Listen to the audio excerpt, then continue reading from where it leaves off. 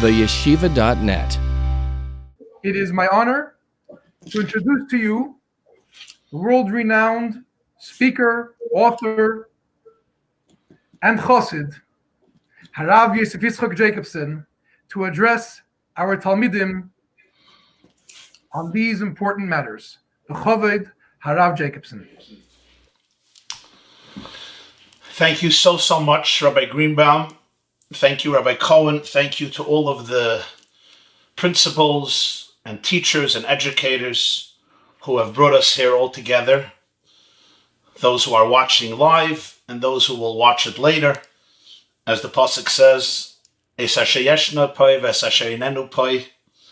so I want to thank all of you for the privilege and the zchus to be able to address such special people, our future, and welcome, last but not least, to all of the Talmidim, all of you precious boys from grades, from Kitta, Zion, and Ches, from so many different wonderful yeshivas. Thank you all for being here with us today. And I will address you. I will share a few thoughts and a few feelings, Be'ezer Hashem. And then I did ask the organizers if any one of you would like to raise any question or give any feedback or share something, please, I would appreciate that very much. I'm sitting here quarantined in my home in Monsey, New York, and I'm sitting in front of a window and a video camera, and I see the trees.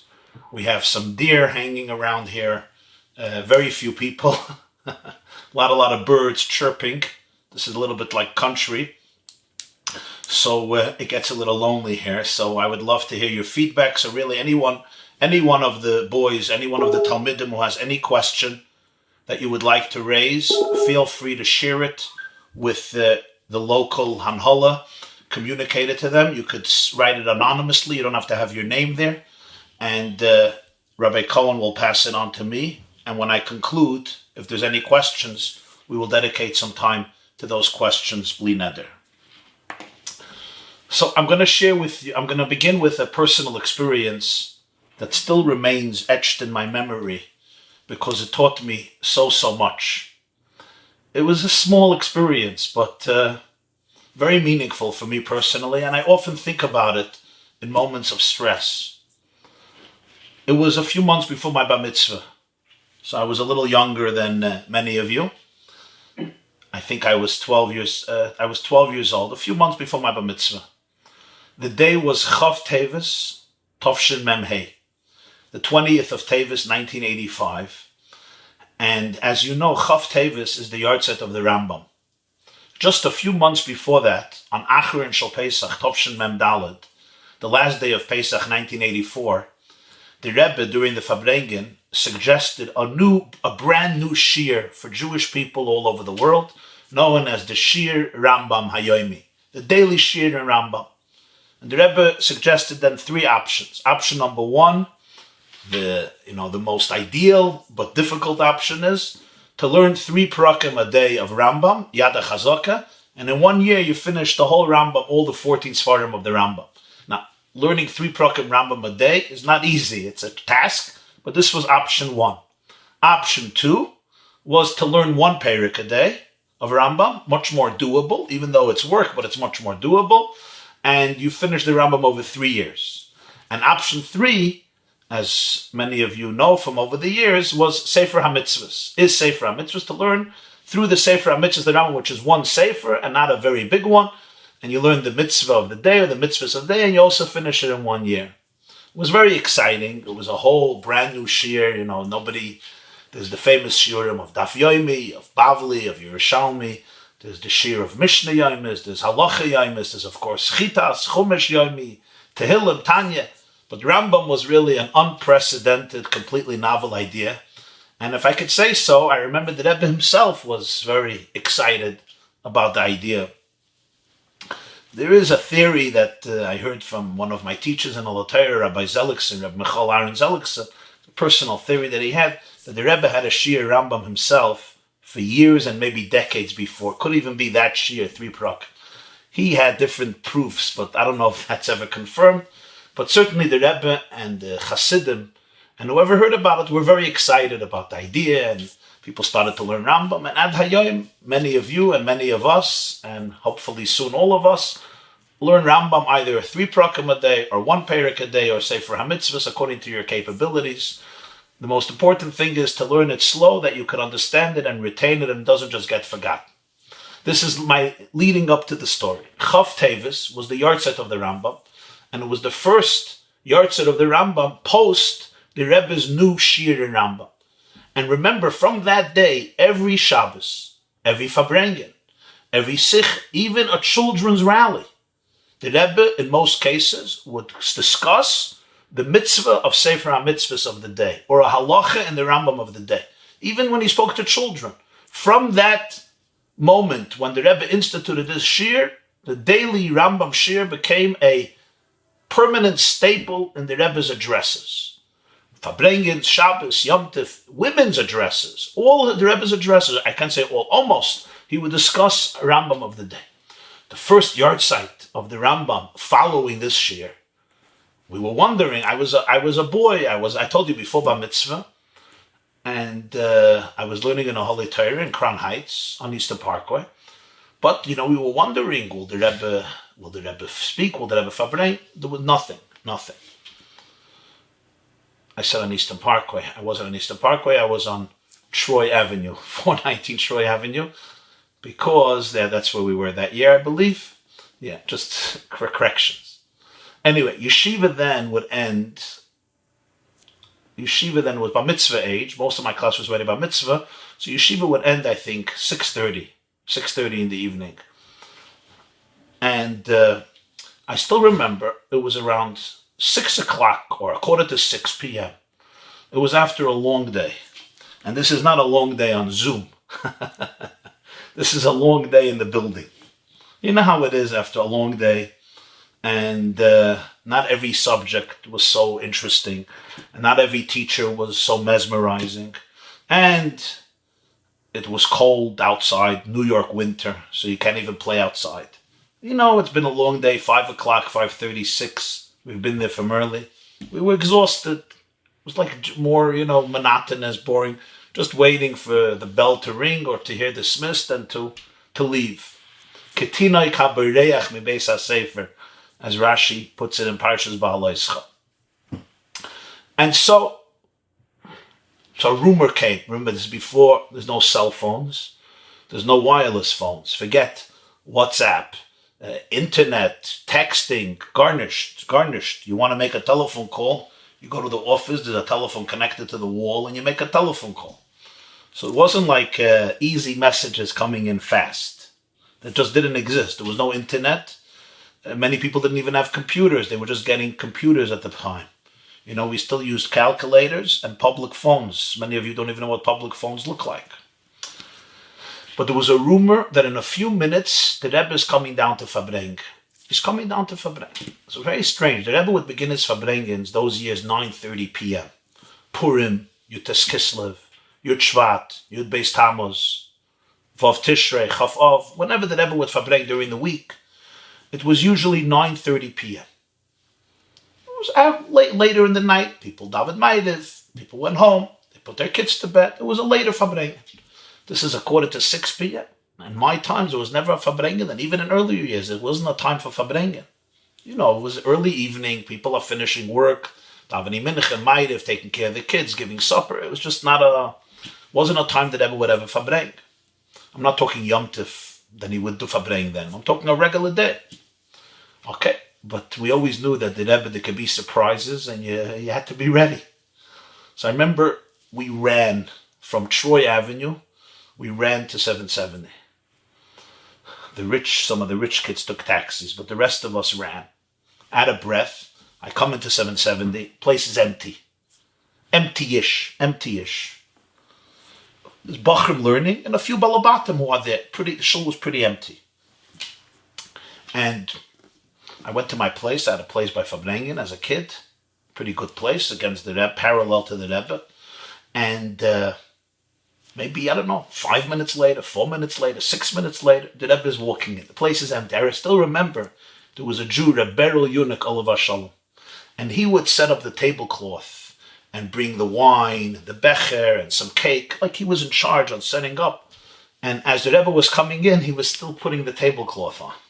Nothing was ready. Everything was so fast. And getting the Rebbe's becher. So as the Rebbe was coming in, the place wasn't ready. He got it ready, the tablecloth. But I remember as the Rebbe was coming in, he was finishing to put on the tablecloth. And the Rebbe sat down. It was around 6. I'm telling you from memory. It's quite a few years ago. Memhe, Nunhe, Samache, Ayane. 35 years ago. I'm telling you from memory. So forgive me if I'm making some mistakes and inaccuracies. But it was around 6, between 6 and 6:30, according to my memory. The Rebbe sits down. There's a very small crowd. Mamish small. The Bachim learning, and some people like us who ran from the other yeshivas. Slowly, the crowd became bigger and bigger. If I'm not mistaken, the Rebbe started over the Fabrengen, or close to the beginning, and he asked a question on himself. And he said this: the greatest quality of the Rambam, one of the greatest qualities of the Rambam, Rabbeinu Moshe ben Maimon, which is known in history, and you could see it in every one of his works, is the quality known as Seder. Seder means order, structure. In Jewish history, you will not find, you will be pressed hard to find another person who personified the brilliance and intricacies and efficiency of Seder like the Rambam. Not just in his own Seder, in his own schedule. He was a very scheduled person, you know, from his letters. But most importantly, in his works. Because what the Rambam did was one of the most incredible things in Jewish history that till today is a marvel of brilliance. Remember, the Rambam didn't have Google. The Rambam didn't have printing book. There were no printed books. There was no printing yet. Printing began in the late 1400s. The Rambam lived in the 1100s, in the 12th century. That's when the Rambam lived. He was born around 1135. So this is before the printing press. The Rambam took everything in Yiddishkeit in terms of halacha and he organized it. But from scratch. It's hard for us to understand this because today everything is organized. You have Svarim for this, you have Svarim for this, you have Shulchan Aruch, this, no Shulchan Aruch, there's nothing. There's just Gemara, which as you know goes from topic to topic to topic. There's Bavli, Yerushalmi, Sifra, Sifri, Tosefta, Medrashim, of course Torah Shebeksav. You have the Mechiltas, different Medrashim. And now the Rambam says, I'm going to make an order and structure in all of Halach. And he divided into 14 Svarim and into 83 sections of Halach, and each one in chapters and themes. Ad Hayoim, when you learn Rambam, if you focus on his system and an order, it's a work of sheer brilliance. And what you see is the Seder. The Rebbe said the Rambam has a sefer on philosophy called Meir Nevuchim. Structure, the order, every question that people had on Judaism at the time, he organized, he categorized, he dealt with it, he gave an answer. Meir Nevuchim means the guide for people who are confused, people who are perplexed. The Rambam wrote Svarim on anatomy, on biology, on medicine. They're not Jewish, they're not even known as Jewish books. They were written in Arabic. Of course, the Sefer HaMitzvahs, his commentary on Mishnayos.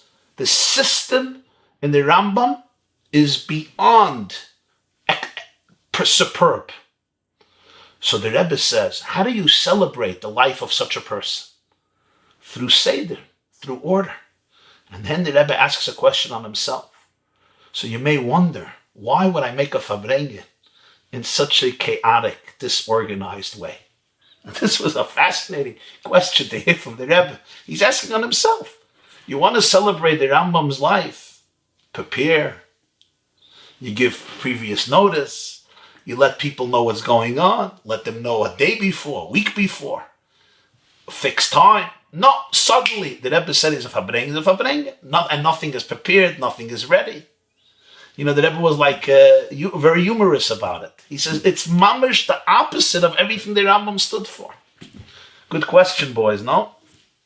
Let me tell you the Rebbe's answer. I'll never forget the Rebbe's answer. The Rebbe's answer, he said, Hi haneisenes. It's exactly the other way around. You know how you see a really organized person? You don't see an organized person when you give him 3 weeks in advance and you say, listen, it's camp season. You remember bedside inspection, right? You have 3 hours. The head counselors are going to come. It's visiting day, bedside inspection. Everybody be ready. Yeah, if you give me 3 hours or 3 weeks in advance to clean up my room, even my room, which is messy, I could get it together. There you don't see a really organized person. The Rebbe said, you know where you see a really organized person? You say, we're going right now. There's no time. It's a surprise. It's sudden. He says, here you see 2 types of people. There are people who are organized externally. There are people who are organized internally in their nefesh. There are people, everything on the outside looks perfect, but inside there's chaos. There's no organization. And then there's people who are on the inside. They're mesuder, they're calm, they're organized. He says, when you give a moment's notice to do something right now, this is where you see a mesuder. Somebody who's not organized, he'll fall apart. Somebody who's really organized, they know how to look at a situation and say, let's create structure from this. Let's create organization from this. So the Rebbe said precisely on the yartzeit of the Rambam, it's appropriate, this Fabrengen, because this represents a much deeper form of Seder. Seder, or a structure that comes amidst situations that are not predictable. I still remember this insight of the Rebbe in life, because sometimes you got everything under control. Everything is organized. You have plans. All of us had plans. I travel a lot. Well, not for the last few months, but over the years, that's why I travel a lot. I had plans for 2 years of travel. It was Purim time.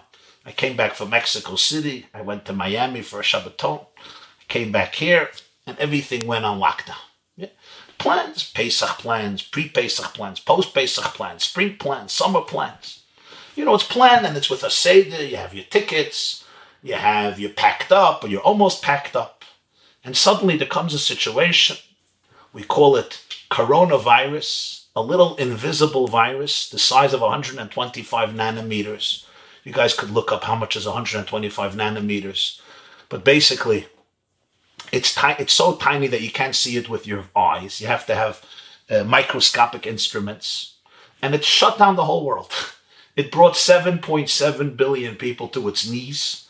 And it shut down every industry. For months, all of us were on lockdown, never mind the schools and the yeshivas and the chadorim and all the shuls, and lahavdil, every other institution in the whole world by Jews and by non-Jews in terms of business, in terms of entertainment, in terms of public big gathers, stadiums, malls, restaurants, etc. Now, we know now things are changing slowly. Be'ezer Hashem, things are opening up, but still, there's so much uncertainty. And boys, this is where I address our topic, how we overcome disappointments, how we overcome setbacks and letdowns. And very frankly, nobody knows exactly the plans for the summer. We all hope and pray that everybody should be healthy, and everyone who needs a Refuah Sheleima should have a Refuah Sheleima, and life should be able to go back to normal, and all of you should be able to have an awesome and exciting summer in the best way possible, as you planned it. But nobody knows exactly how things are developing. And the truth is, scientists don't know, doctors don't know, governments don't know. This virus caught the whole world by surprise, Hindsight is 2020, when everybody's an expert after the story. But before the story, nobody's an expert. Hospitals were not equipped. Doctors were not equipped. The medical field was not. Everyone, the whole world was caught off guard. The only one who knew what's going on is the creator of the world. Nobody else knew what's going on. Nobody else knew what hit them. Let's face it. And a lot of us made mistakes. Some people did not take it seriously early enough. But that's not so relevant now to our discussion. My point is, we were all caught off guard. Okay? Lahavdil, not to compare. But it's that, I go back in my mind to that Fabrengen. When I was caught off guard. We were caught off guard. The Rebbe said this is where you see the difference of people. Some people, when they're caught off guard, they lose it. They lose it. They get upset and angry and frustrated and depressed, which are normal human emotions. We get angry, we get frustrated, we get upset. But this is where you see the inner power of a neshama, of a soul. These are times that try people's souls. They test us. And you really have 2 types of people. You have people that the worst in them comes out, and you have people that the best in them comes out. Now, boys, all of you, Like you, I grew up in the United States of America, in a very free country, Baruch Hashem, had food, had clothes, and had all of our needs, basic needs met. We heard the stories. My father, Olav Shalom, used to tell me about growing up in Russia, in the underground schools. You all grew up with those stories. And those who were sent to Siberia, like my grandfather, who was tortured by the Soviets. Some of you had grandparents, great-grandparents, great-great-grandparents, Holocaust survivors, or even earlier than that, who went through all types of crazy stories. I have met people in my life who have hidden in pits and caves.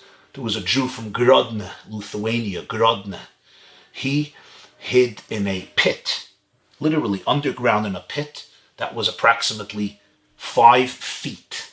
5 feet, imagine, 5, 6 feet, that's the size of a person, okay? And the other way, another few feet. And he hid there for almost 2 years. As a child, he hid there 2 years from the Nazis. You think about these people. Some of you may have heard of the diaries of Anna Frank, who was ultimately killed, but was hiding in an attic until somebody exposed her family. This was the story of Jews who died and Jews who were saved.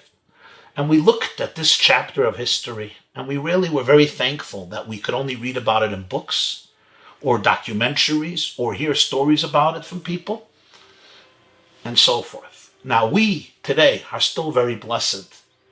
We could live in a country of freedom and prosperity. We serve Hashem with our chava.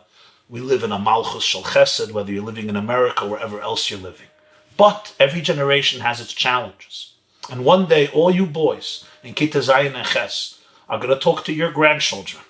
I can see it.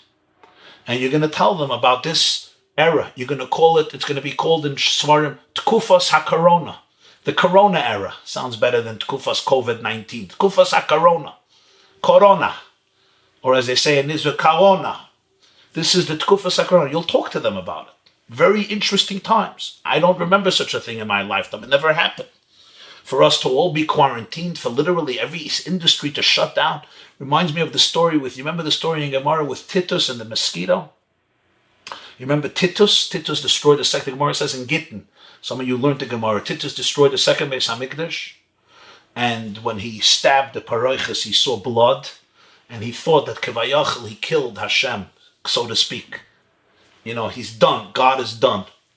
And Hashem says, I'll take one of the tiniest creatures in my world, and that's how I will defeat Titus. And of course, a little flea or mosquito, a yitush goes into Titus's ear, and it drives him mad for years until he dies. A little yitush. Now, a mosquito, I could see. A virus, I can't even see. So that literally every industry in the world was closed down, shut down as a result of this. And everybody went home. Everybody had to go home.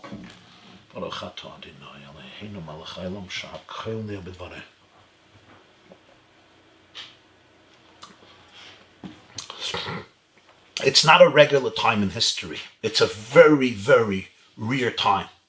And boys, I say to you, at such times it's very easy just to feel down and disappointed, get upset at the world. For some of you, it's not been easy. Quarantined, a home, especially if it's a small home, with little outdoors or no outdoors, with Baruch Hashem, a big family and siblings.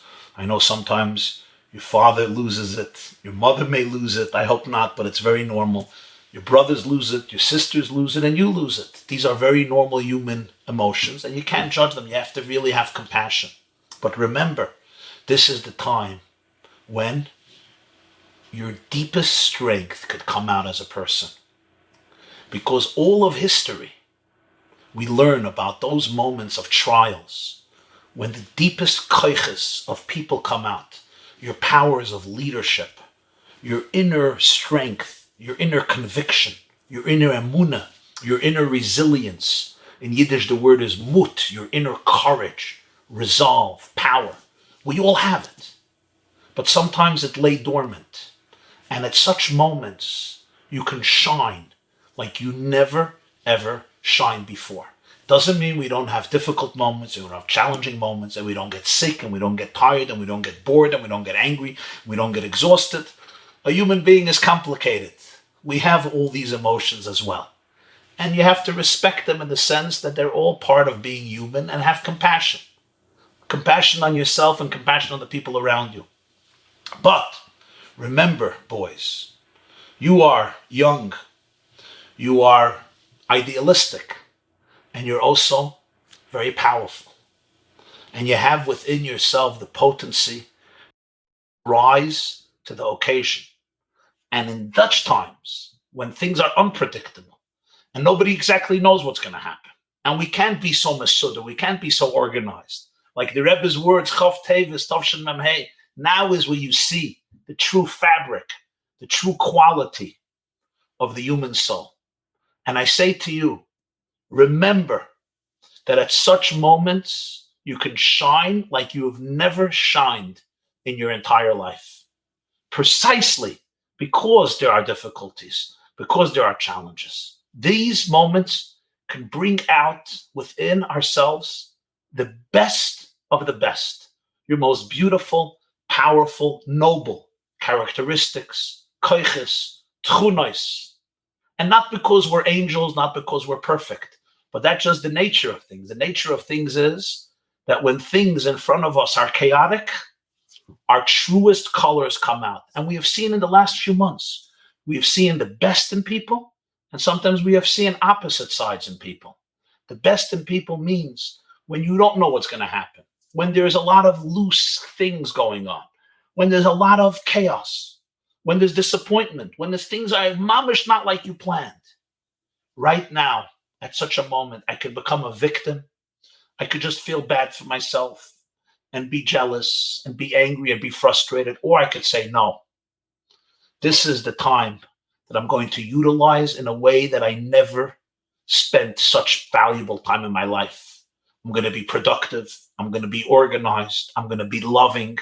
I'm going to be a source of love and light and hope for myself, for my family, for my siblings, for my friends, for my classmates, for strangers. I'm going to become a powerhouse of emunah, bitachon, ruchnius, clarity, morality. I'm going to become a person who is an ambassador. Shluchai shel Adam kamoisai, a shliach of Hashem, an ambassador of light, of hope, of love, and healing. Don't underestimate, boys, your energy, your resources. You are the future of our world. You are the future of the Jewish people. You represent our tomorrow. You represent everything that is right and good about us. You represent the best version of the Jewish people. You are our youth. You are our energy. You are our strength. You are our future. All of the koiches of the Jewish people, of Klal Yisrael, that Hashem invests in the Jewish people, is invested in you. And at such times, remember that everything you learned in your whole life, the first 13, 14, 15 years of your life, everything you learned is for moments like this. You know, we learn and learn and learn. I saw a video one night. It was the beginning of the pandemic, a few weeks into it. One of the hospitals in the Bronx in New York. It was chaos. Hundreds of patients coming in a day. The hospitals were not equipped. They didn't have ventilators, respirators. They didn't have beds. They didn't have enough doctors. It was an absolute churva. And you know how many people passed away? And I saw, somebody sent me a clip. They interviewed a nurse. They interviewed the head doctor, a woman. She's the head doctor in the department. She was exhausted. She was running from patient to patient, trying to save life, but she didn't have the resources she needed. And somebody turns to her, interviews her, and he asks her. It was an amazing moment.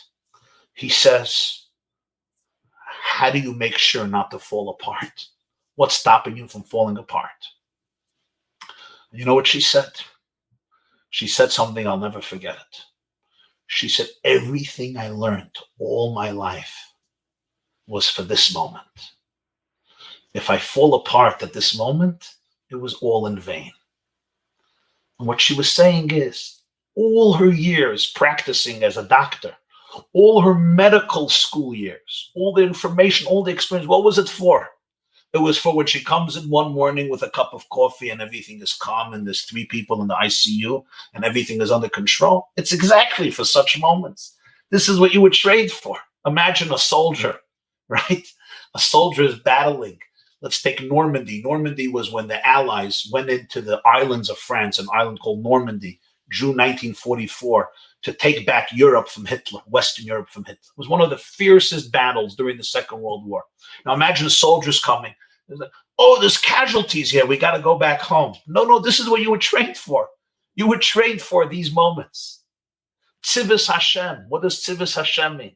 That means we were trained for challenging moments. Everything I learned my whole life, everything you learned your whole life, your education, your experience, you know what it's when? Well, you know what it's for? It's for moments like this.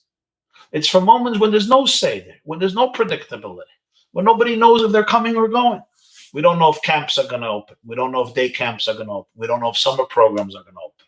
We hope everything happens in the best way possible. But only Hashem runs the world. And at such a moment, you could become the most confident, or you could become the most frustrated. Everything I learned and you learned your whole life is for such a moment, to be able to surrender our expectations and know, Mizmar LeDavid Adonai Roi Lo Yechzer. Hashem is my shepherd. He shepherds me day and night, 24 hours a day. And therefore, Lo Yechzer, I lack nothing. Gam ki elech begeitz halmavis lo ira ra ki ate imadi. Even if I walk in the valley of the shadow of death, I fear not. Not because I'm not human. I am human. I have fear. I have stress. I have anxiety. I have difficult moments. I get bored. Ki ate imadi. But I know that you're here with me. Hashem is here with me. He's holding my hand. He's embracing me. He's taking care of me. He loves me unconditionally. And he's here in every single moment of my life, not removing every challenge, but helping me deal with every challenge. You are never, ever a victim to any challenge. You know why? Because you were sent into that challenge by Hashem. You're a shliach of his.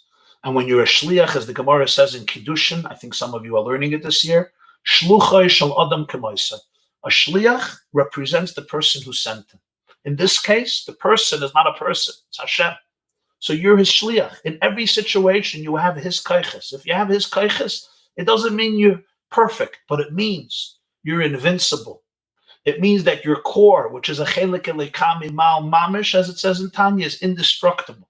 It means that you have all the confidence, all the simcha, all the optimism, all the resources, all the energy, all the resilience, all the happiness, and all the power you need, not to get rid of every problem, but to be able to deal with it, to be able to look at it in the eyes and not become intimidated. Boys don't get intimidated by two things, by the external issues happening and by the internal issues happening. The external issues you all know. You're wondering what's going to be in a half a month, in a month, in 2 months. We know the external issues. There's also something else I don't want you to get intimidated by. Your internal issues. We all have flying emotions now. Don't worry. Lo ira ra doesn't only mean I'm not scared of enemies outside. I'm not scared of enemies inside. Who are the enemies inside? Sometimes I'm feeling stress and anxiety and headaches and boredom, and I'm angry at the world, and I'm angry at my family, and I'm angry at myself. I'm just angry. Lo ira. Don't be afraid of your emotions. Ki ate imadi. Hashem is with you. You are bigger than all of your emotions, and your soul is always godly and always divine. And therefore, I could contain every emotion that's inside of me. Don't get intimidated by it. Don't let it intimidate. Sometimes the Yitzchok or the Refuah Bahamas has all these types of crazy emotions, but you are not them. You can observe them, and that's why you can observe every emotion you're having. You can observe. You know why you can observe it? Because you're not the emotion. You almost like could stand outside of it and look at it. And when you look at it, you could say, okay, I'm a human being. I'm not perfect. I'm not God. I'm a human being. This is part of what goes on in me, but I'm not going to get intimidated by it. I'm going to tune in to my chelik elikami mal and ask myself, I am an ambassador of Hashem in this world. I was sent into this situation. What's my mission this summer? What's my mission the next week, the next 2 weeks, the next 3 weeks, next 4 weeks? Are sometimes things difficult? Yes, they're difficult. But when you realize who you are, the power you have, the resilience you have, you guys will grow this summer, maybe more than you could have grown in all the summers put together. Sometimes when we're throwing a curveball and we know not to run away, but rather to seize that moment, you can score not one home run, but many, many home runs. Because what happens then is your innermost energy emerges. I'm going to tell you a very cute story. And it's not just cute, it's very powerful. For me, it's very powerful. I think it'll mean a lot to you. You all use the microwave oven. Everybody uses the microwave oven. Although my wife is not a big fan of the microwave oven, they say there's radiation.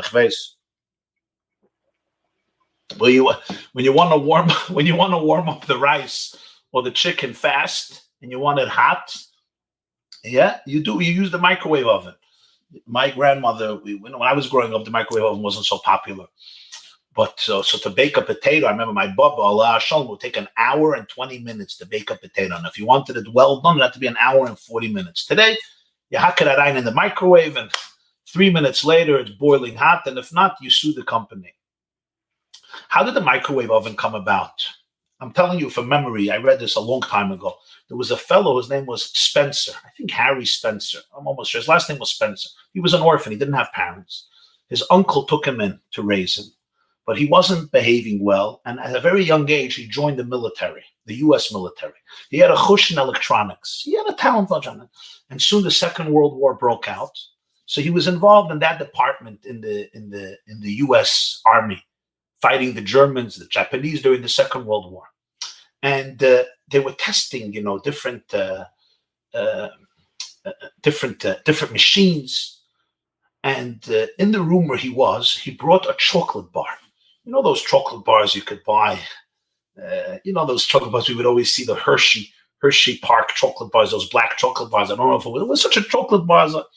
He had it in his pocket. He brought it for a snack.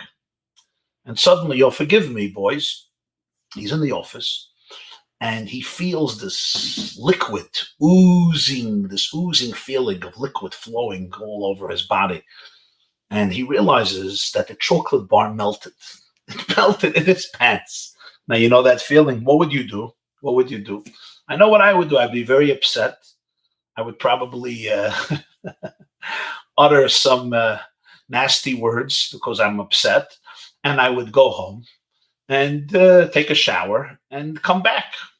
That's what I would do, right? What would you do? I guess you would do something similar. You know what he did?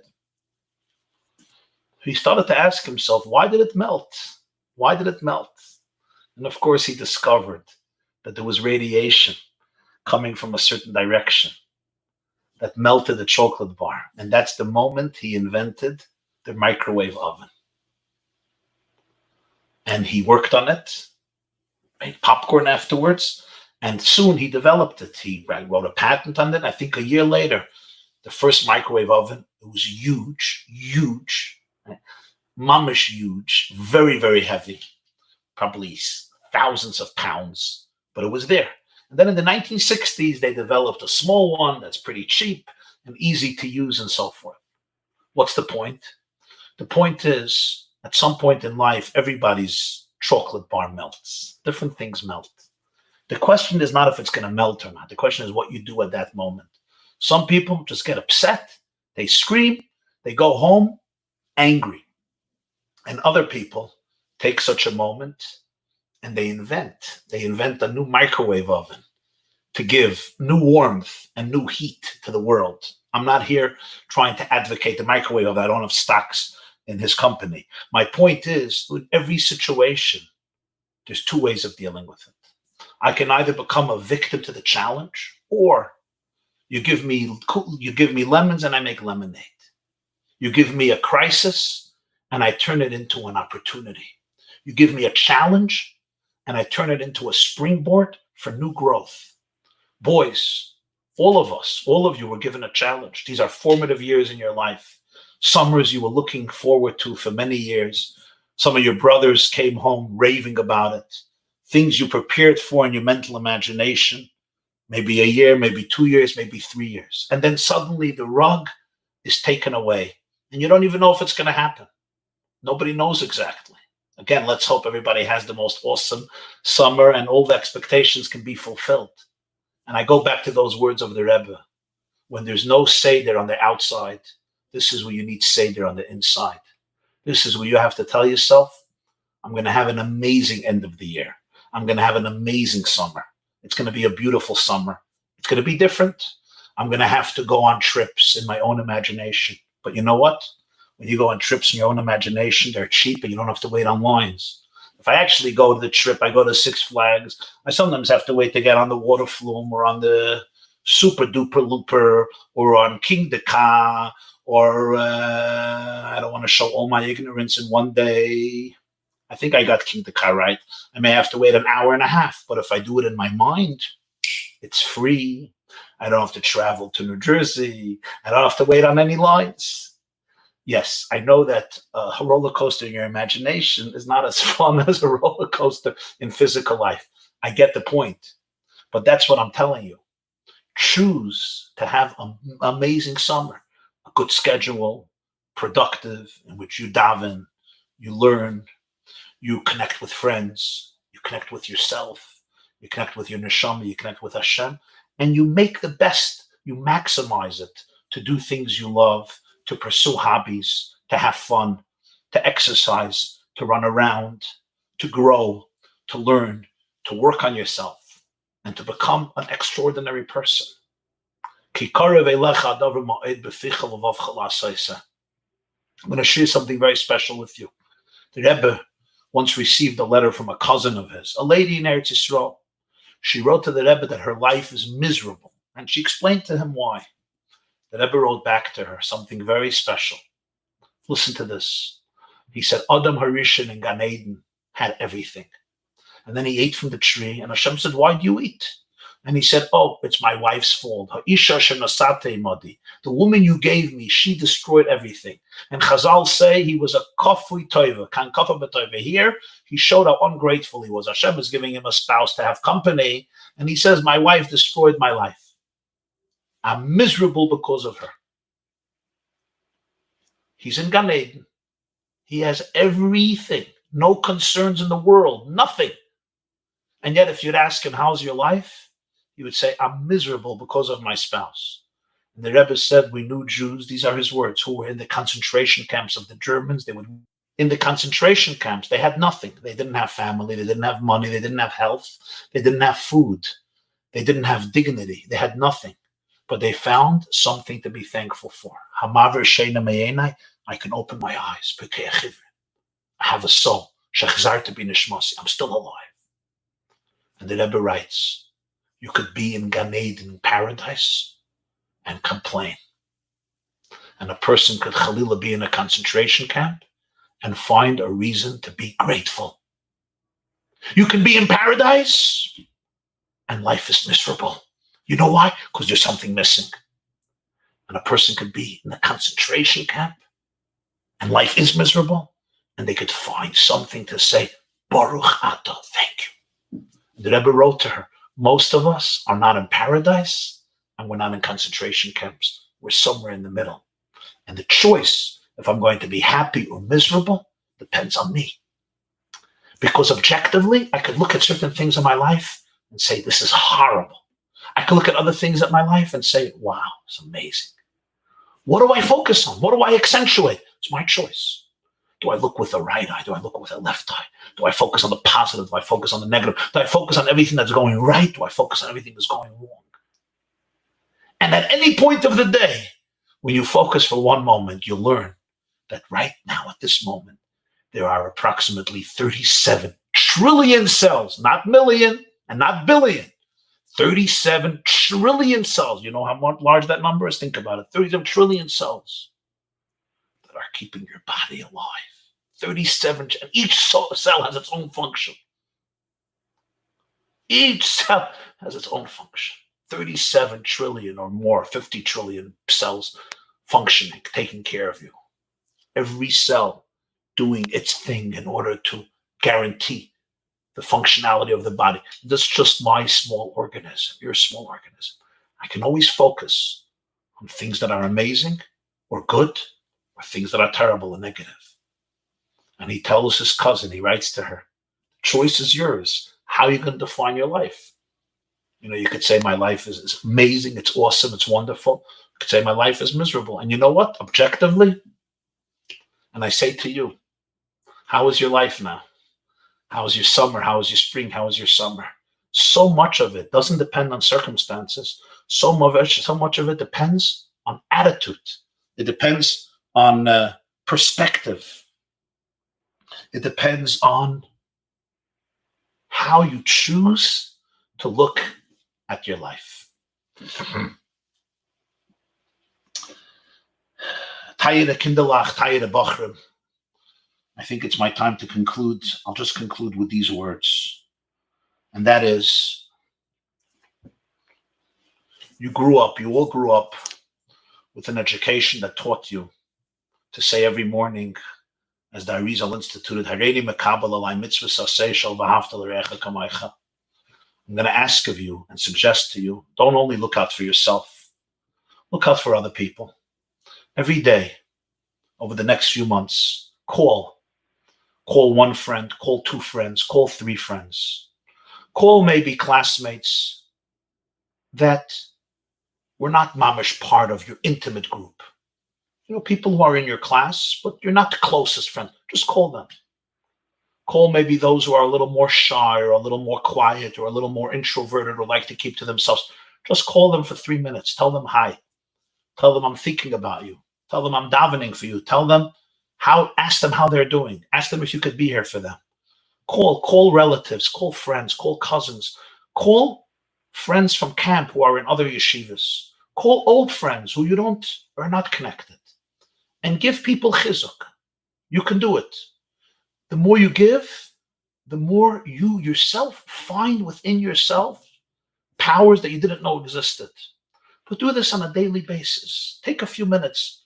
Call one person, two people, three. In addition to the regular people that you call, you chat with, you connect with, which is awesome and great. It's very important to hold on good social relationships, especially now when people are in their homes.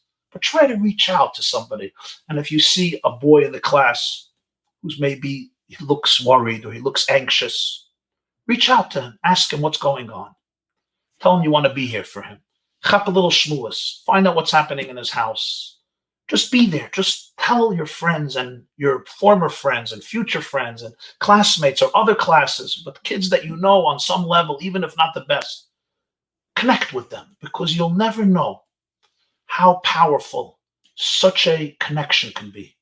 You can uplift somebody who's in a difficult place. You can kindle a heart. You can ignite a neshama. And you could bring a spark back to more life. I'm going to conclude with a story. I was once in the airport. I was traveling for a lecture to Ottawa, Canada. And it was a big lecture. They were expecting 400 people.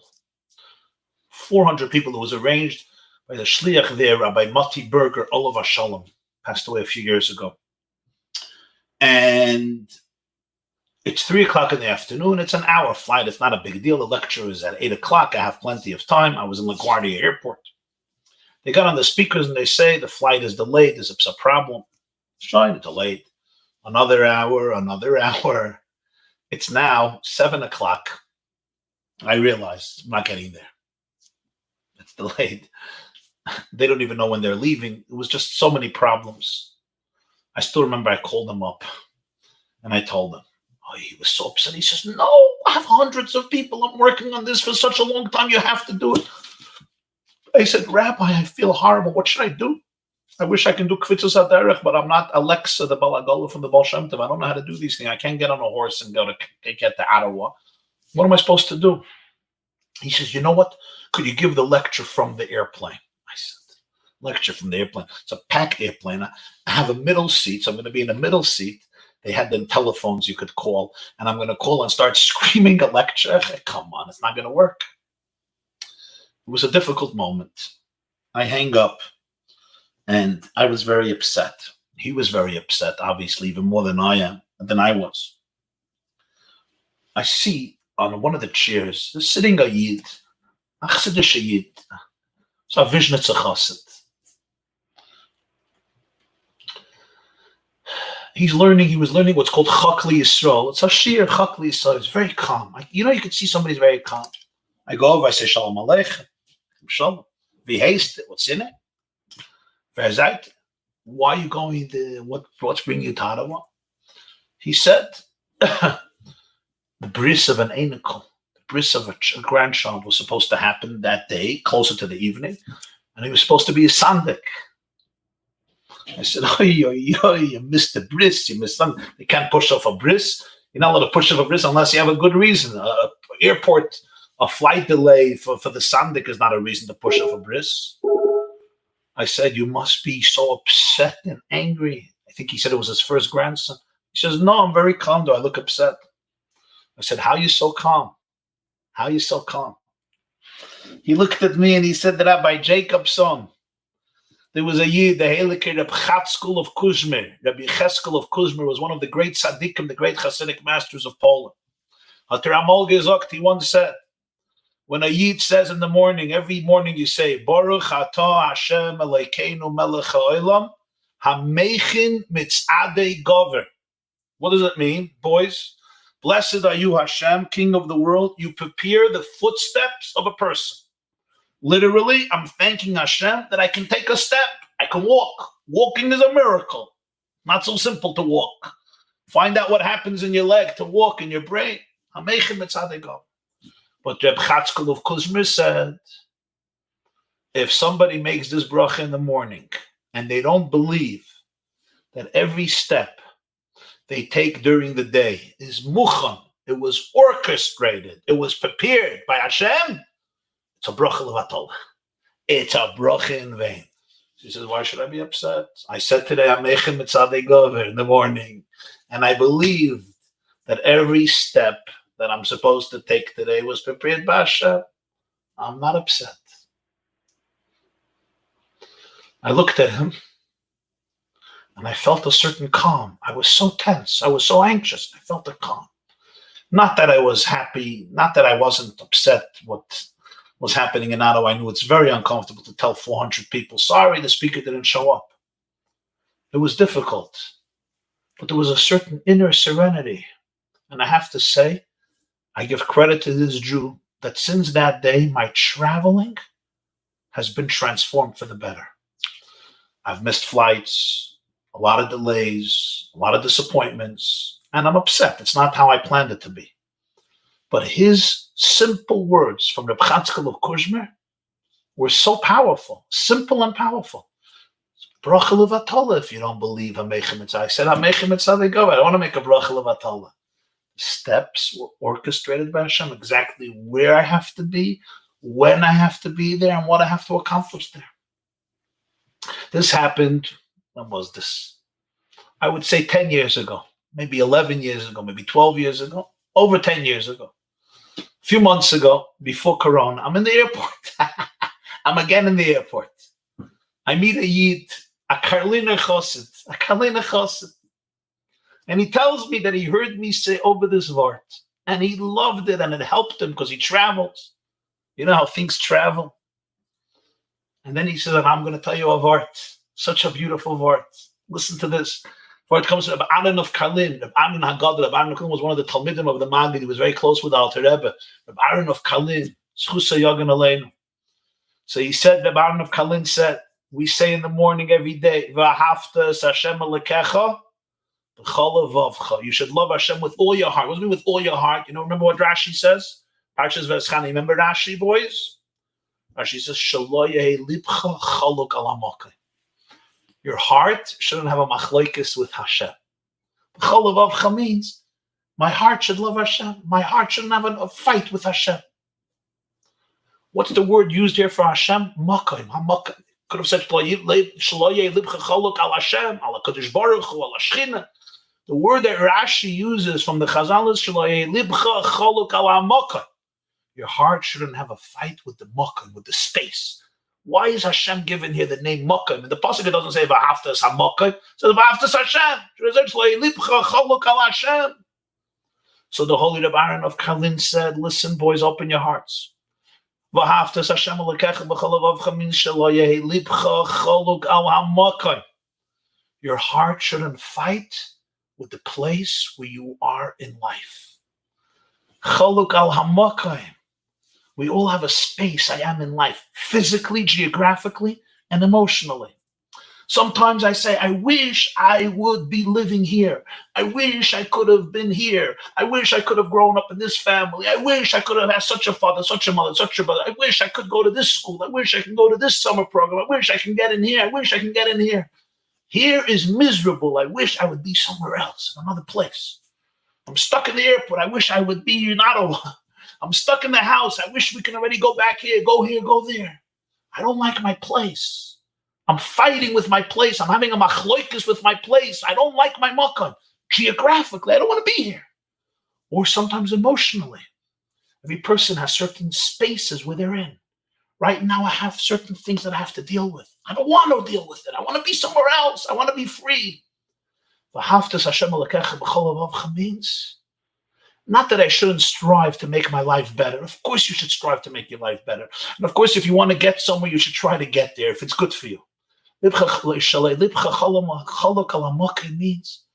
don't have a machloikus with the space you're in. Because right now, this is the shlichus that you have. This is where you got to be.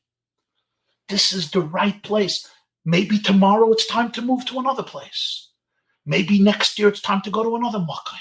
Of course, I want to always grow and change places if it's good for me to change places.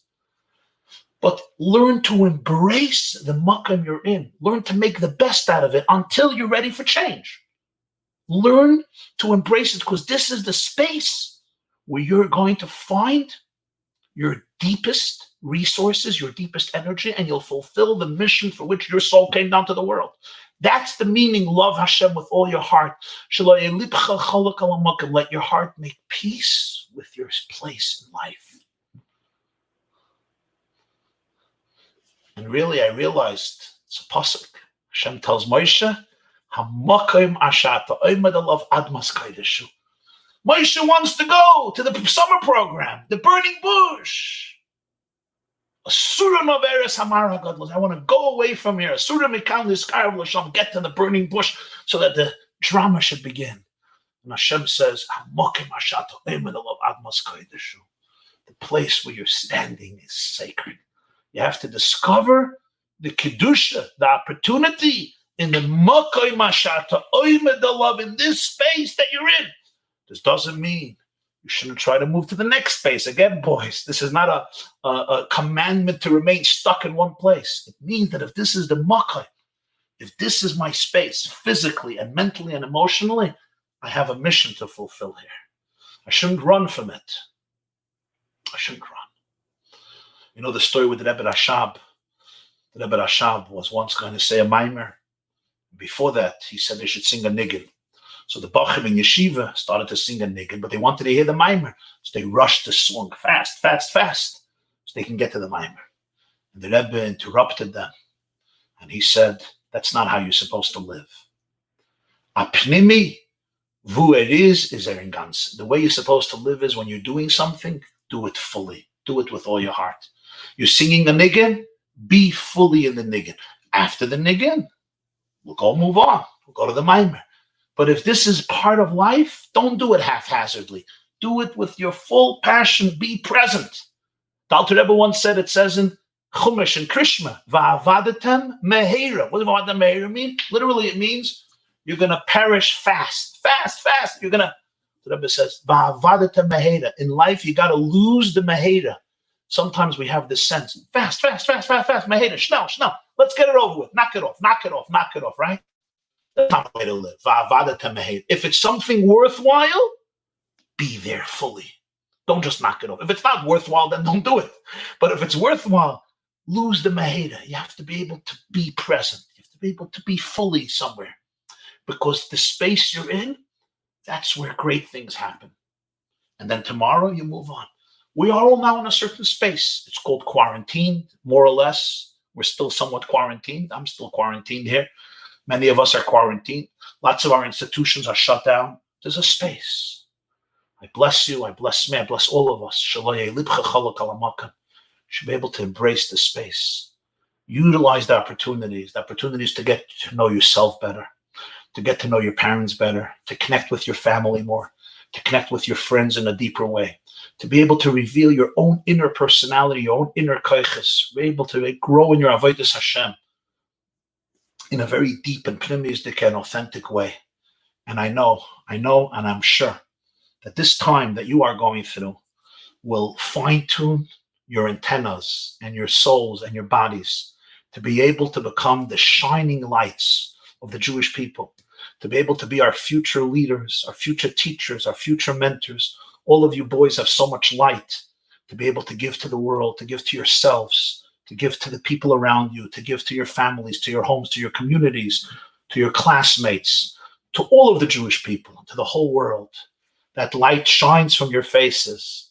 And this time can only be used and be seen as a time to fine-tune, to crystallize, to sharpen that unique lichtigkeit, the unique light that comes from your neshama and from your guf, that will illuminate your lives and illuminate the entire world as we live through this, I wanted to say this craziness, but I spoke about Amechem and said, let's not call this crazy, but as we live through this unprecedented, extraordinary period of our history, and from this, we will emerge, hopefully, to a new dawn, a new Netzachama, a new sunrise over all of humanity and all of the Jewish people and all of civilization, to be able to emerge not only from coronavirus, but to emerge from all of the uncertainty and all of the confusion, all of the darkness into a bright future, and b'mheira b'yameinu mamish into the ultimate bright future and the ultimate new consciousness on all of humanity.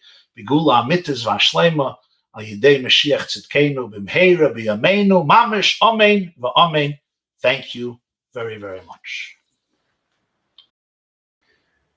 Thank you very, very much.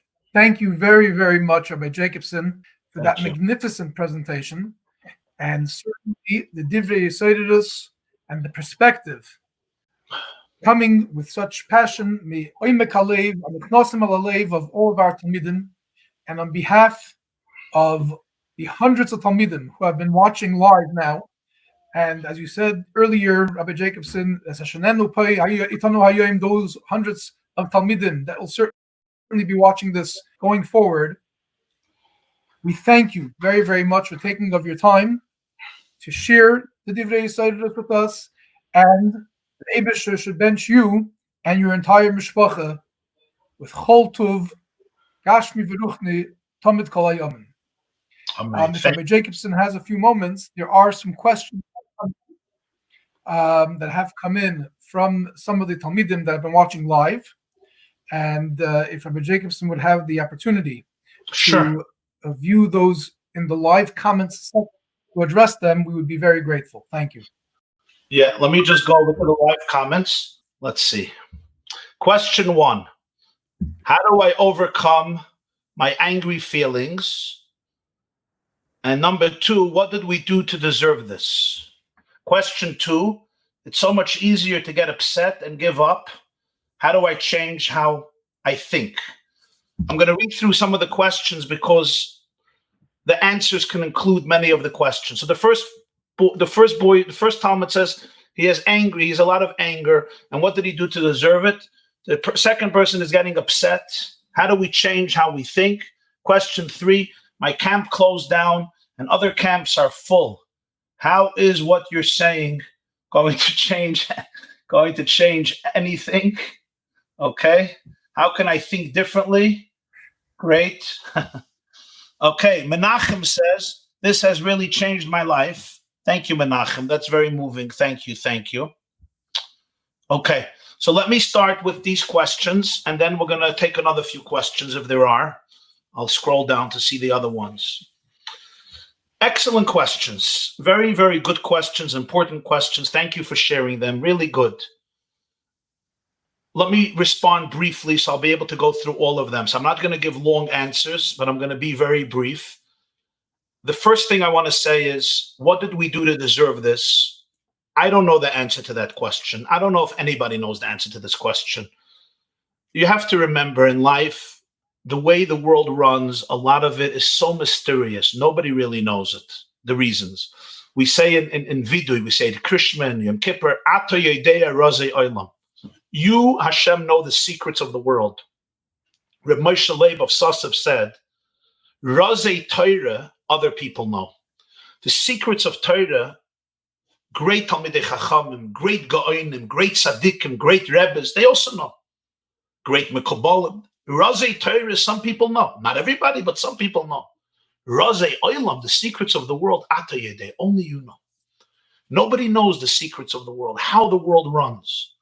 Why do certain people fall ill? Why do certain people pass away? Why do certain people suffer in ways that other people don't suffer? Why do you deserve this? And my answer to you is, I don't know. I don't know. Hashem's ways are beyond my brain and your brain. Our brains are finite. Our job is not always to ask why, because we often don't know why. More important is to ask, what are we going to do about it? How can we deal with it? How can we help ourselves, and how can we help each other? Of course, each of us should always try to improve our ways, to become a better person, to bring more light into the world. Nothing happens by mistake or randomly. But to know exactly why, I'm not in that position.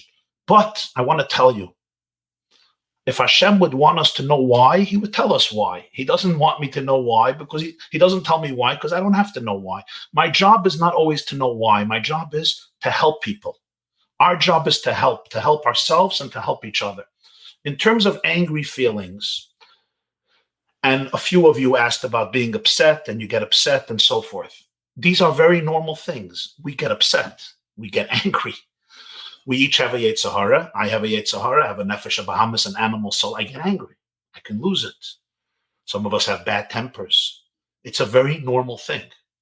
People get very angry, especially when things are not going our way. Here is the way to deal with it. Don't try to get angry about the fact that you're getting angry. Accept the fact that you're a human being. I'm a human being. I have weaknesses and I'm getting angry. The question is, who gets the steering wheel in my life? That's the question. You know how the Tanya always speaks about the fact that the Beinoni can have terrible, terrible cravings, but he knows who must be in control of his life. Imagine I'm driving a car and I have a backseat driver. You know, backseat driver says, take the light, take the light, take the light. It's yellow, I can't take it. It's gonna be red, I'll get a ticket. Take the light, take the light. What do you do with the backseat driver? You could throw him out of the car. Problem is he's in your family, so you can't throw him out of the car. Second thing is you can get him to be quiet, but that's impossible. The third thing is you let him say what he wants to say, but you are holding on to the steering wheel. Don't give him the steering wheel. You are holding on to the steering wheel. Don't give your anger the steering wheel. So you're having an emotion of anger. Okay, it's like dark clouds in the sky. It passes. That's fine. But don't give your anger the steering wheel. Understand that it's there. Give it space. Have compassion for it, but don't let it control your life. Don't do things based on it. Don't say things based on it. Don't allow it to control your life. Realize it's there, and probably it's a good opportunity when you calm down to find out about yourself. Why did this get me so angry? If you can ask that question, if you can have a conversation with your anger and find out why did this get you so angry, you will become a much wiser and deeper and greater person. Try it. Don't give the anger the steering wheel. Tell the anger, I'm going to get back to you. And then in a moment of calmness, ask your anger, have a conversation. Why did you get so angry? What did that do? And you will become a much better person. You will see. I also want to answer the question about camp. Listen, it's very, very hard, and I'm so sorry. I don't know how to change the things on the ground. I don't know. I hope everybody, gets into the places they would love to get in and has a beautiful summer. I don't know. I'm not in charge of the camp. I don't know which camps these are. I hope, that a lot of camps can open up. I know not all of them are going to open up, but who really knows? My point to you is that sometimes I can't control what the camp is doing, and I can't control who's getting into camp. But you are not powerless over your life. Sometimes, by you not going to that camp where you were planning to go and being disappointed, if you decide that you're not going to allow this summer to become just a miserable summer where you're feeling jealous and angry, you're going to take your summer, take the bull by its horns, look at what's upsetting you and say, you know what? I'm going to turn this summer into a success story, into a blessing. And you know what will happen? you will have an amazing summer. Remember, Hashem is with you. You're not alone in this world. I know it looks like your world fell apart. You wanted to go to this camp. Your camp closed down. The other camp is full, and you are now lost. And maybe a lot of your friends got in, and now you feel alone. And I'm sorry. And I wish we can change things. Maybe there's other things you can do. But I'm not now talking about the practicalities. Whatever you can do practically, try to do practically. Maybe there's another camp you can go to. Maybe another opportunity will open yourself up. What I am addressing, and I think where I can be of help, is your attitude, your perspective. Do not be intimidated by the fact that there's challenges. When there's a challenge, it just means that Hashem is holding your hand tight and saying, "Mein Kind, I'm sending you into this place because you can turn it around. You can bring light into the situation." And I'm telling you, you can do it. But it's about your attitude. Your boys are asking, how do you change your attitude? The way you change your attitude, you don't change your attitude. You put your mind into different places. We all have negative feelings. Trust me, I have a lot of negative feelings. I have anxiety. I get stressed. I get angry. This is called being human. But then I can choose where I want to focus on. And I could listen to different voices. We all have different voices in ourselves. We have a voice that tells me everything is horrible. And there's another voice I could listen to. It's the voice of my Chelek Elikami Mal, which says, I'm powerful. I'm Hashem's ambassador in this world. I'm an ambassador of light. I'm a shliach of Hashem. I have the resources I need. Every situation is here to help me grow and bring the best out in me. There are other voices. They will sometimes be very powerful. But learn to focus on this voice and give this voice the steering wheel. I'll tell you what helps a lot for me is try to daven to Hashem personally every day. In the morning when you daven, don't just say the words. Take one paragraph and use a translation in English or Yiddish or Hebrew, whatever works for you. And try to focus on the meaning of the words. Just one paragraph. Let's say, Avas Olam Ahavtanu. Do that a little slower. Learn the meaning of the words. Maybe even say it in English or read it in English so you understand what it means. And meditate on it. Think about it. And you know what? In Shulchan Aruch, it says in the middle of Shema Keleinu, you could talk to Hashem about everything. I do that. In the middle of davening, tell Hashem, I'm struggling, I'm angry, I'm upset, I'm worried about camp, I'm worried about the summer. I need your help. When you do this, you train yourself to be able to see yourself in a much greater light, in a much greater way. All of Torah is here to teach us who we really are. We're not victims of our anger. We are ambassadors of infinity. Infinity means Ein Sof. We have Ein Sof in us. You have the infinite power of Hashem in you because you are a piece of Hashem in this world. Let me go to the next question. Somebody wants to ask a private question. If you have a really private question, you can email me directly. And bli neder, I'll answer you. Rabbi YY at theyeshiva.net. Rabbi YY at theyeshiva.net. Bli neder, I'll answer you. What is another way I can keep up my spirits from this whole pandemic? Why? Was there any other story that you had with the Rebbe? Okay, good question. I'm just going to read another few questions. Okay. How long will this go on for? How do I think out of the box? I like that.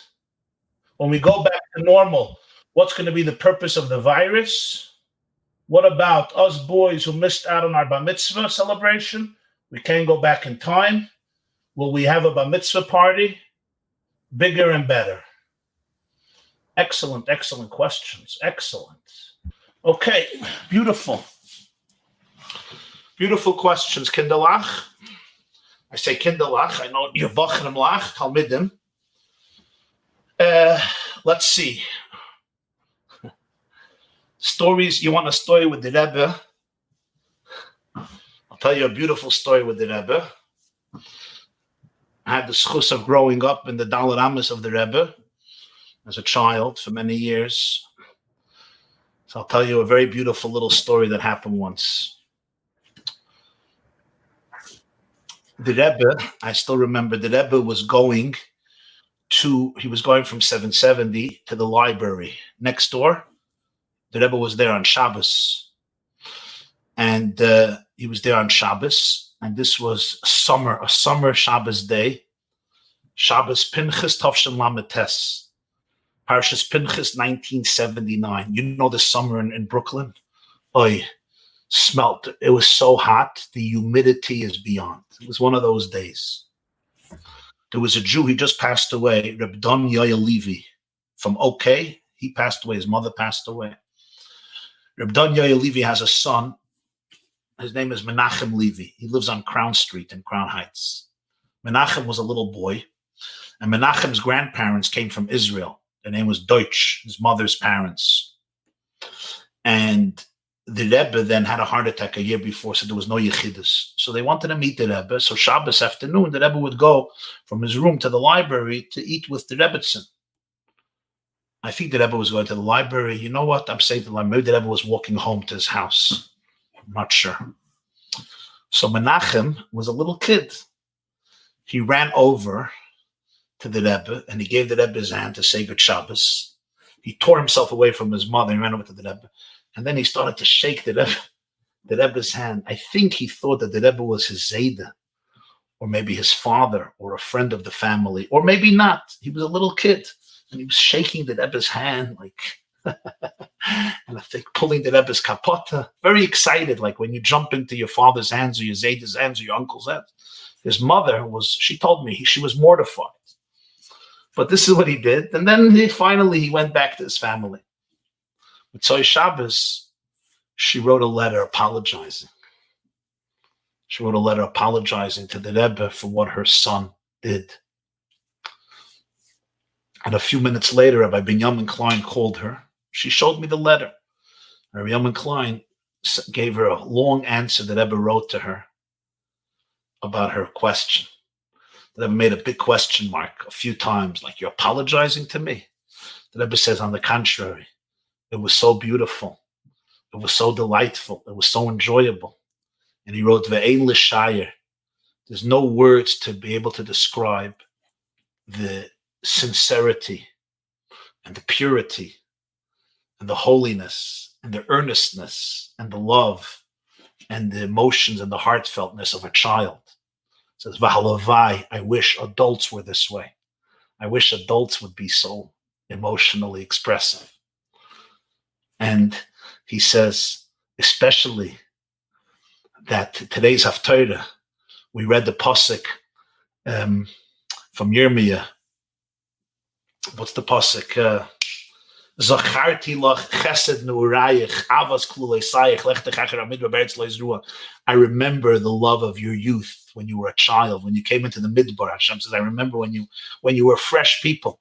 It says, especially the way this pasuk is explained in many Maimarim of Chassidus. And the Rebbe writes back to her that Hashem should help you and you should raise this boy and all of your other children with Torah, l'chuppah, l'masim tovim, and a lot of nachas. He says, I think he wrote Asker Alatzi, and I'm going to mention it at the oihel of this father-in-law, and some more details. I'm just telling you from memory. She showed this to me maybe, 10 years ago on Sukkot when I was in their house. A long answer because she apologized for that her son was so, outspoken, and he was pulling on the Rebbe's hand, and good Shabbos, good Shabbos, good Shabbos. And it taught me such a beautiful lesson, how important in life it's to be able to be sincere and to be pure and to be loving and to be expressive with our emotions. And I bless you, as you're going from childhood to adulthood, not to lose that ability to be able to always share your emotions and to be alive emotionally and to be able to connect to people just in a innocent and earnest way without self-consciousness. That's what the Rebbe appreciated so much. This boy wasn't self-conscious. I would think 100 times, I say good Shabbos, not say, how do I say it? What's it going to look like? What are people going to think? I'm crazy. I'm not crazy. That's what happens when we're not children anymore. But if you can always remain that child, it's very, very powerful. In terms of thinking out of the box, how do you think out of the box? What's the answer? I have to think out of the box to answer this question. I think if you're asking this question, you probably know how to think out of the box. The best way of thinking out of the box is by just telling yourself always, maybe there's another way of looking at it, like not getting stuck in any way of thinking. What happens is, even neurologically, our brain develops what's called neural pathways, mamish like highways. You imagine I go to work every day, I drive to work every day, and I have a highway that I take, and I'm doing it for 50 years. Now, there's another highway, but I don't even know about it. So I get into my car, and almost blindly, without thinking, I just get onto this highway, and I take this highway, and it takes me to my destination. The problem is this highway gets stuck, or they do construction, or there's an accident, or there's traffic. I'm stuck. I can't go anywhere. What do I have to ask myself? Maybe there's another highway. Maybe there's another way of looking at it. Maybe there's another road to go there. And once you know that there's another road, now you can already make choices. I'll take this road. I'll take that road. Many of us, we remain stuck. Our brain only thinks of things in one way. This is the highway. My mother says something. My father says something. I'm angry. My brother says something. I'm angry. My sister says something. I'm angry. And there's one highway. This is the way I go. My brain hears it. Boom. I explode. You know what, my dear boys? There's other highways. Look at them. There's different ways to respond. There's different ways of thinking about it. And when you look at them, you can actually make choices. It says in Chassidus that all bchira is based on das. Whenever there's das, there can be bchira. Whenever there's knowledge, there's awareness, there's choices. When there's no awareness, there's no choices. This is it. I'm instinctive. I'm like an animal. But when you know that there's different highways, you could think in ways that are different. This is the beginning of thinking out of the box. In terms of going back to normal, what was the purpose of this? I agree with you. I've been saying this for a few months. Don't go back to normal. Chas v'shalom. I mean, we should go back to normal in the sense that you can go to camp and we can go out and, things, life can be a little more normal again. That we all want to go, should go back to normal. But don't go back to normal in the sense of how you live. Because you're right, then there's no purpose. We can't go back to normal. This happened, and it requires from us a transformation. I never want to go back to normal. We want to become much, much greater people. Because if not, what was the purpose? You're so right. You're so correct. You read it, every challenge is here to transform us, especially in this situation where the coronavirus really opened up humanity to a much higher level of consciousness. People started to think about themselves differently. People started to think about others differently. Now, I know the rioting recently is not very much indicative of this new consciousness, but maybe it's an alarm. It's an alarm clock for everybody to wake up and really learn and teach each other about our shared humanity, that we're all responsible, that we are all ambassadors of Hashem in this world, that we are all one, we're all connected, all of the Jewish people and all of humanity, and the whole world is really connected. And I think this is what we want to emerge from it. We want to emerge from this coronavirus much deeper, much more powerful, much more resilient, much wiser, much kinder, much more perceptive, and much more godly. There was a lot of discussion recently about Mashiach, about Geula. Where are we going? People thought Mashiach is coming on Pesach, and people are disappointed. And I think it's one of the questions, or a few of the questions. And I want to mention something very important about that. Mashiach has two aspects. There's Hashem bringing Mashiach, and that Hashem knows when. We wait and we daven and we hope. But there's another aspect of Mashiach, and that is you and me living today with the consciousness of Geula, that our lives today reflect the state of the world the way it's going to be after Mashiach comes. To live today with Mashiach in the sense that I have a choice to live today in a way that's going to reflect the way the world is going to be when Mashiach comes. I was taking a walk the other day with somebody in my family, and I was saying hi to everybody that I saw. People, were in their porches, quarantined a few weeks ago. And I was saying hi to everybody, people I know, people I don't know. So this person says, "What are you going to start? You're going to saying hi to everybody?" Well, we're saying hi to everybody. So I said to this person, I said, we're talking so much about Geula. After Mashiach comes, if I'm walking in the street, am I going to say hi to everybody? For sure. It's going to be revealed. It's going to be revealed that the whole world is divine energy. We're all one. Of course I'm going to say hi, just like I say hi to my brother, just like I say hi to my sister, just like I say hi to my mother, just like I say hi to my good friend. And it's going to be revealed that we're all brothers. So I want to live like that today. I want to say hi to everybody. And I think this is very powerful because this is a choice we can all make. to live today in a state of geula. What does it mean practically? I'm living in a state of geula. Camp is closed, yeshiva is closed, I'm bored, I'm quarantined, my brother's climbing walls, I'm climbing walls. What geula? When geula? This is what it means. It means that when I wake up in the morning, I have to be able to tell myself the truth. You know who I am? I am a piece of Hashem. I'm a piece of Ein Sof. I'm a piece of infinity. I am Hashem's light in this world. That's how I'm going to live today. I'm going to live as that person. My decisions are going to be made from that place. My actions are going to be done from that place. My words are going to be coming from that place. My attitudes will be coming from that place. Doesn't mean I don't have a Yetzer Hara. No, I have a fine, nice Yetzer Hara. But it means I'm going to choose to live in that place and from that place. And if we can all emerge from the coronavirus with this type of life, then we are living already the energy of Geula in this world and opening ourselves up for the absolute revelation in the most complete way of the Geula, which Hashem is going to bring into the world. All the boys who missed out the Bar Mitzvah. So first of all, I know it's hard. It's hard. You were expecting a certain Bar Mitzvah and friends and family and dancing and gifts and a good Viennese table, right? You wanted the chocolate mousse cake with vanilla ice cream at the end of the Bar Mitzvah, and all of the other things at the Bar Mitzvah, and the dancing, and maybe a couple of checks wouldn't be so bad.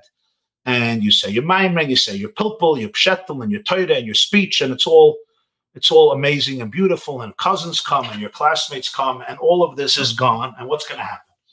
So the first thing is, I'm not a Bar Mitzvah boy anymore. I wish I was, but I'm not. But I understand. It's hard. It's hard. I'm going to tell you about my Bar Mitzvah in a moment. I didn't have a quarantine experience, but I had another experience. We were planning a big Bar Mitzvah, and till the truth is that till my age, my class, the Bar Mitzvahs were very small, mostly small, very, very small mitzvahs. And then started these bigger Bar Mitzvahs, which was a mistake probably. But in any case, these bigger Bar Mitzvahs started, and this kid has this one, and I want it here, and I want it there. Okay. And my parents planned a very nice Bar Mitzvah, big Bar Mitzvah. The invitations went out. It was really, really beautiful. And my Zayda passed away. My Zayda, my mother's father, his name was Rabbi YY Jacobson, passed away Chaf Aleph Sivan Tavshin Memhei. I spoke about the Fabring in Chaf Tevis Memhei. That was the year of my Bar Mitzvah. He passed away Chaf Aleph Sivan, and my Bar Mitzvah was 8 days later, Chaf Tes Sivan. We planned this big Bar Mitzvah and all these guests and my Zayda and my Baba, and my mother was sitting Shiva, and it was so hard. And I remember the Bar Mitzvah. We didn't have music at the Bar Mitzvah because my mother just stood up from Shiva. All my uncles came, and they had to be waiters. The Lipska brothers were all waiters. They were holding trays and delivering chicken and fish. They were serving at the Bar Mitzvah, and there was no music. And I remember my grandmother was there, and it was very sad. It was very hard. I was very, very disappointed. I didn't want to tell people because, it was sad for everybody, and the Bar Mitzvah wasn't the big issue. The Bar Mitzvah was a Bar Mitzvah. My grandfather passed away. But, it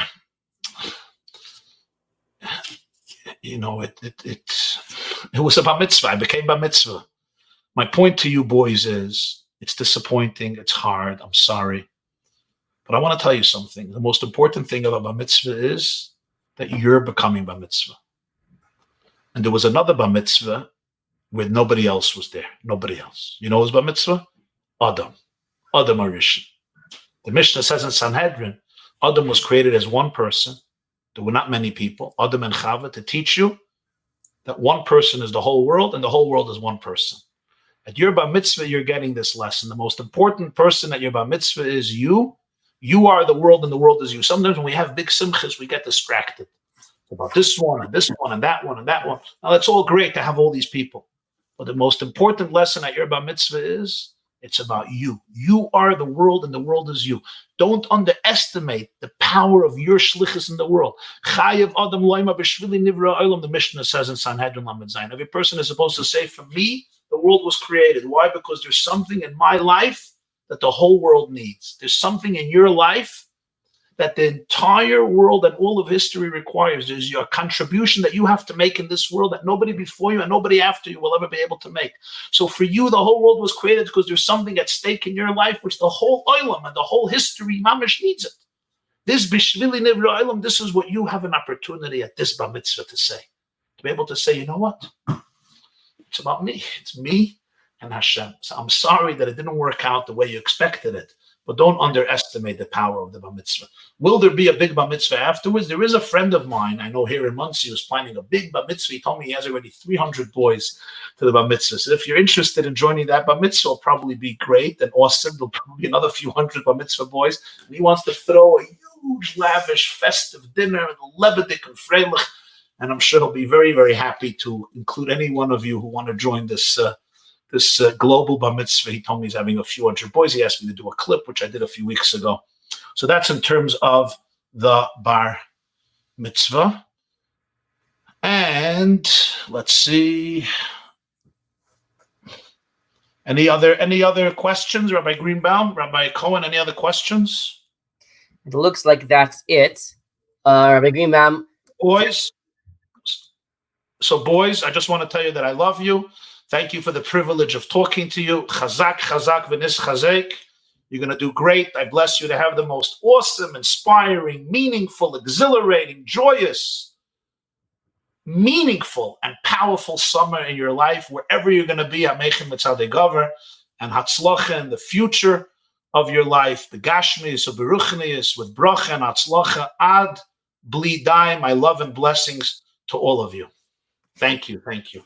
Rabbi Jacobson, Rabbi Greenbaum apologizes he was not able to close, but he, on his behalf, on behalf of all of the Milamdim, the Mechanchim, the principals, the Talmidim, thank you very, very much for giving the time, for sharing, for bringing with us. And just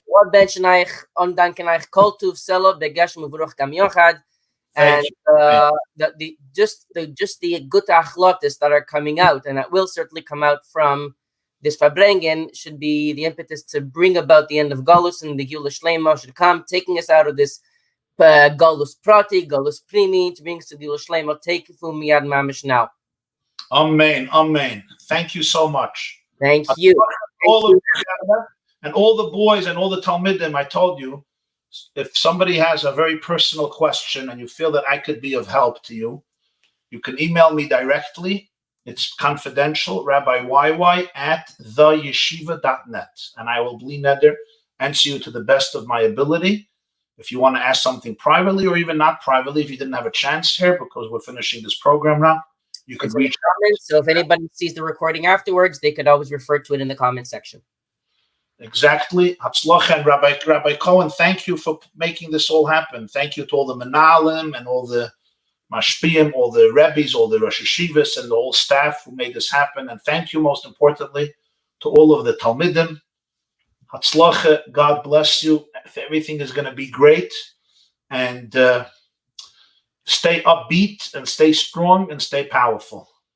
My love and my blessings. This class is brought to you by theyeshiva.net. Please help us continue the classes. Make even a small contribution at www.theyeshiva.net/donate.